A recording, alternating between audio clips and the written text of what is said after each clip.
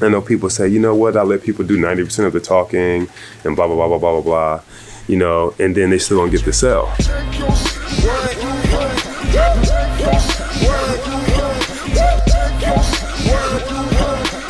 Hey there, so listen, I am in the Hamptons, right? This beautiful freaking place here. It's raining, but hey, we need rain, right? Need rain for things to grow. So how do you sell whatever is needed to your client? Or how do you sell anything to your client, right? Say it any kind of way you want to. Well, it's a little bit of a play with words, but one way you sell whatever you need to your client is by simply listening to them. I mean, just that, simply listening to them, right? And I know that sounds super basic, but a lot of times we don't listen. I know people say, you know what, I let people do 90% of the talking and blah, blah, blah, blah, blah, blah, blah, and then they still don't get the sell. And I think one reason for that is because while these other people are talking, your program remains the same. It's the same price point. It's the same everything that you created when you first thought about the program. You didn't listen to the people when you created the program. You listened to them after you created the program. And now you just sit there and you listen and you listen. You're like, okay, do you want to buy it? And they're like, well, I don't know you. I've never heard of you. You standing there, offering me a super high ticket offer, but, you got on like a freaking t-shirt and some baggy jeans or something like that, holes with, jeans with holes in them or something like that. I'm not knocking, you don't have to have a blazer or a shirt. But if you have a high ticket offer, 9, 10K, some people selling more, unless you in a particular space where it's popular to walk around with, holes in your jeans and, hoodies and sneakers and stuff like that. And maybe you can get away with that sometimes. Unless you're in that kind of space, you probably want to present yourself a certain way. Right? Imagine, especially, and I see a lot of guys doing this, especially.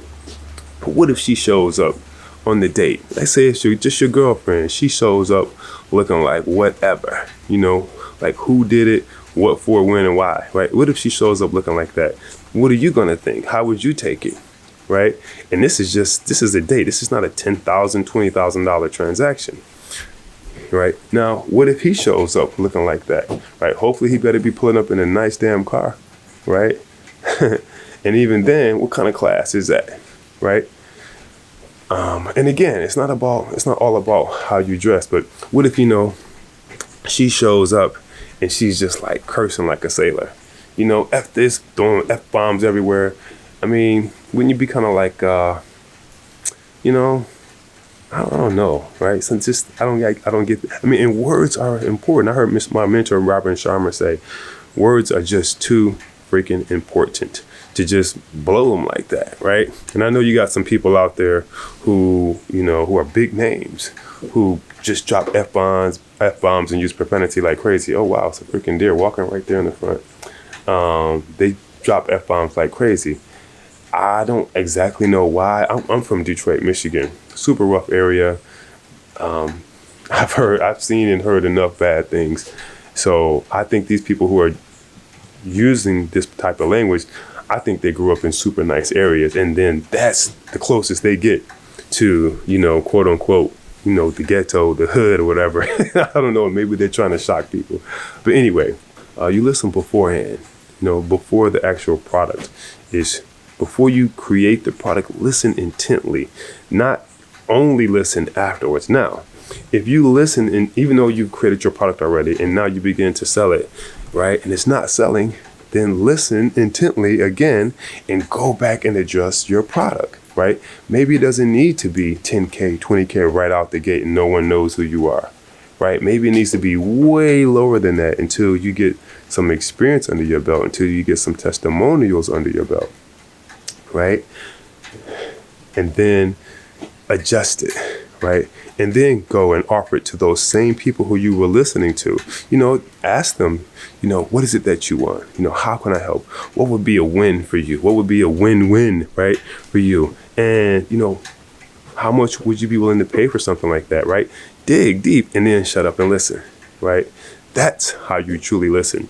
Not only after you created the product, it's already created, and you're simply out there just trying to sell it, and you're like, no one's buying my product, and I'm listening to people, 90% of the way, et cetera, et cetera, et cetera. So become a good listener as much as you can, not just sometime, but as much as you possibly can. And I work on this myself. I'm not perfect, right? Just because I got a blazer and a shirt on don't mean crap. Doesn't mean that I'm perfect, right? It means that I'm consistently working on myself as well, right? And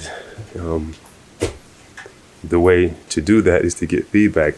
I'm here in the Hamptons because I was lucky enough to be invited to the NetCon event through Simon Lerner, right? And through Austin, I can't pronounce Austin's last name right now, Gottlieb or something like that, I forget.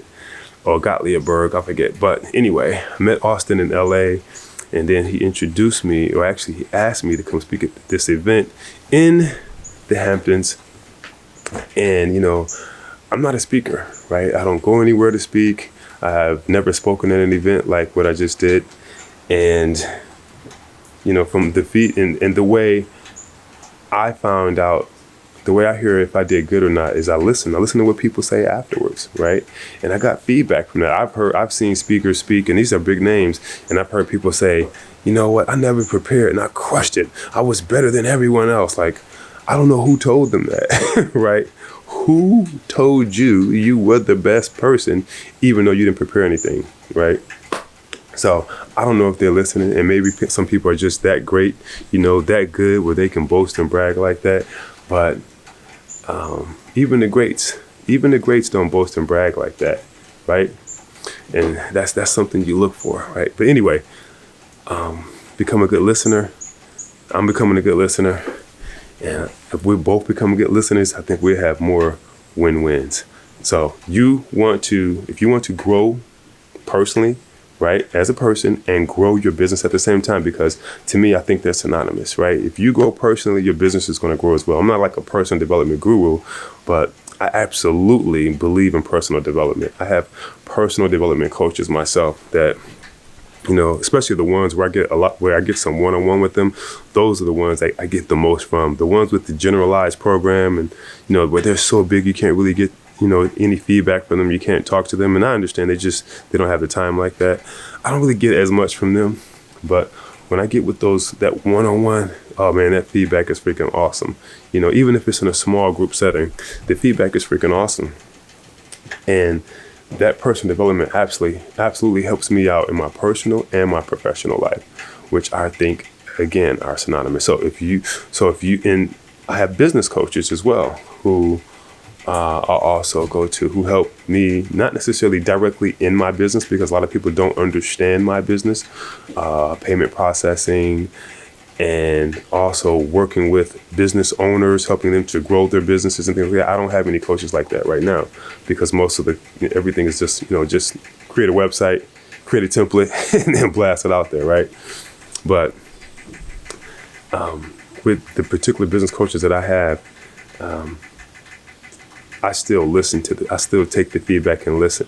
And that helps me grow, right? Personally and in my business. So if that's what you want to do. You want to grow personally and professionally, message me. I'd love to hear from you. Be good.